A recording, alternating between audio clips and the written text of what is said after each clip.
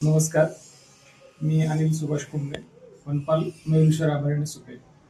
आज 20 मार्च, आज जागतिक चिमणी दिवस म्हणून आज साजरा करतो. या दिवसाची साजरा करण्याची सुरुवात नेचर फॉरएव्हर सोसायटी याचे संस्थापक यांनी 2010 मध्ये प्रथमतः सुरुवात केली. चिमणी वाचवणे हे खूप का गरजेचं आहे किंवा जागतिक चिमणी दिवस साजरा करण्याचा जो उद्देश आहे तो म्हणजे चिमणीचा या पर्यावरणामधील त्याच्यावर जो काही महत्वाचा घटक म्हणून तिचं जे काही कार्य आहे यासाठी आणि त्याचे संरक्षण आणि संवर्धनासाठी कसं गरजेचं आहे याबद्दलची जनजागृती करण्यासाठी आपण हा दिवस साजरा करतो. चिमणी कमी होण्याची जी कारणं आहेत ती म्हणजे आपलं सर्वात प्रथम म्हटलं तर औद्योगिक शहरीकरण, जसे की सिमेंटच्या इमारती बांधणे. दुसरं म्हणजे मोबाईल टावर्स, त्याच्या रेडिएशनमुळे चिमण्यांच्या आरोग्यावरती परिणाम होऊन त्यांची संख्या कमी होत चालली. तसंच त्यांचं जे मुख्यत्वे अन्न आहे ज्याच्यावरती आपण रासायनिक खतं आणि कीटकनाशकांचा जास्त वापर करतो.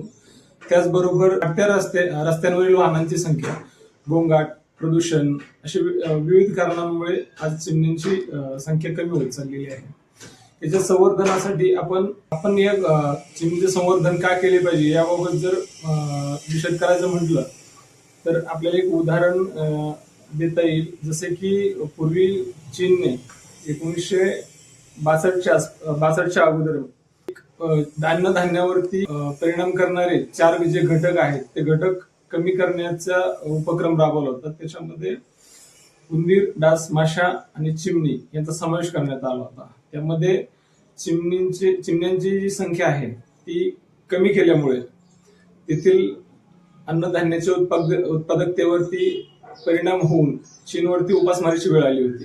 तदनंतर जगातील विविध संशोधकांनी याच्यावरती उपाय म्हणून चिमणी वाचवणे हा पर्याय चीन समोर मांडल्यानंतर चीनने त्यावरती चिमणी वाचवणे हा उपक्रम राबवून देशातील चिमण्यांची संख्या वाढवल्यानंतर त्यांच्या अन्नधान्याच्या उत्पादकतेवर परिणाम दिसून ती उत्पादकता पूर्ववत झाल्याने चीनवरची उपासमारीची वेळ कमी झाली. हे मोठं उदाहरण आज जगासमोर आहे. त्यामुळे चिमण्यांचं पर्यावरणातलं जे काही महत्व आहे ते किती आहे आणि ते कसं आहे याबद्दल आपल्याला माहिती मिळते. चिमण्या वाचवण्याकरता आपण त्यांना घरटी बांधण्यासाठी जागा उपलब्ध करून दिली पाहिजे. जसे की कौलारू घरे, छपराची घरे या पद्धतीच्या काही आदिवासाची गोष्टी आपण बांधल्या पाहिजेत. दुसरी गोष्ट अशी आहे की मोबाईल टावरचं जे काही जागा आहे त्या शहरीकरणापासून थोड्या बाजूला ठेवल्या पाहिजेत, कारण चिमणी हा माणसाच्या खूप आसपास राहणारा पक्षी आहे.